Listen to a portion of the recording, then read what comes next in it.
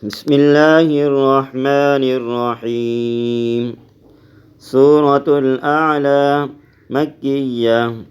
سبح اسم ربك الأعلى الذي خلق فسوى والذي قدر فهدى والذي أخرج المرعى فجعله غثاء نحوا سنقرئك فلا تنسى إلا ما شاء الله إنه يعلم الجهر وما يخفى ونيسرك لليسرى فذكر إن نفعت الذكرى سيذكر من يخشى ويتجنبها الأشقى الذي يصلى النار الكبرى ثم لا يموت فيها ولا يحيا قد أفلح من